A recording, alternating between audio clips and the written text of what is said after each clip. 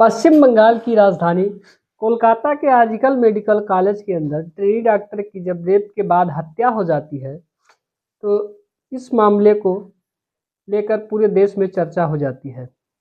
हर कोई इस विषय में जानने की कोशिश में है कि आखिर उस रात हुआ क्या था और कितने लोग इसमें शामिल थे। हालांकि सीबीआई की रिपोर्ट जब सामने आई है तो पता चला है कि एक व्यक्ति है जिसका नाम संजय रॉय होता है, वही इस घटनाक्रम का मुख्य आरोपी है। साथ में जो कॉलेज का प्रिंसिपल होता है जिसका नाम संदीप घोष होता है।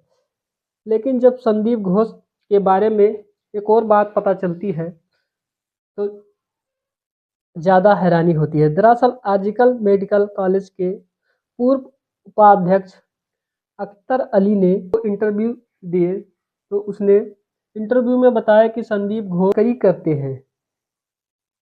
जब इन्होंने नौकरी ज्वाइन की इसी कॉलेज के अंदर जनवरी 2021 में ज्वाइन किया था। ये हर मामले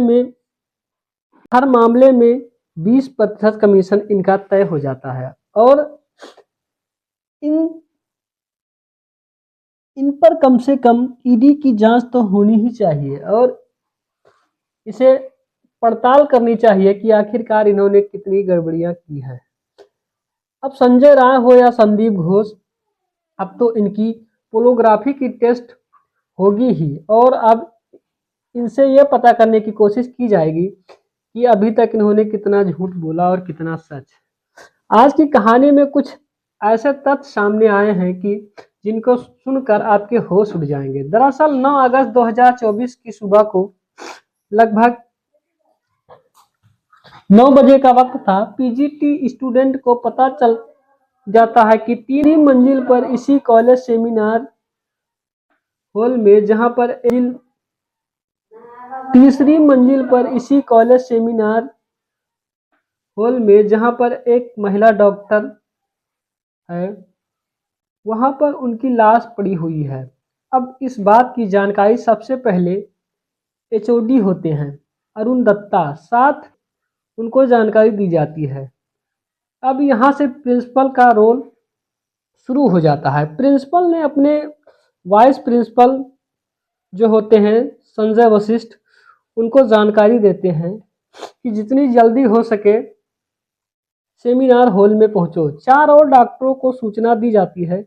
इन 4 डॉक्टरों में बताया जाता है दरअसल मेडिकल ने सेमिनार हॉल में संदीप घोष के 4 खास डॉक्टर जाते हैं जो उस वक्त के प्रिंसिपल हुआ करते थे, जिसमें एक नाम तो सुमित कुमार तावदार, दूसरे का नाम तपोदय विश्वास और तीसरे का नाम डॉक्टर सुशांत राय और चौथे का नाम डॉक्टर अभिगडे है। अगर हम 2 शुरू वाले की बात करें तो जिसमें सुमित और तपोदय की बात करें तो ये दोनों डॉक्टरों की जिम्मेदारियां होती हैं कि इस घटनाक्रम को मीडिया, डॉक्टर तथा अन्य लोगों से निपटना है, बताना है कि ट्रेनी डॉक्टर इन्होंने अपनी जीवन लीला समाप्त कर लिया है। मीडिया को मैनेज करना है और डॉक्टरों को भी रोकथाम रखनी है।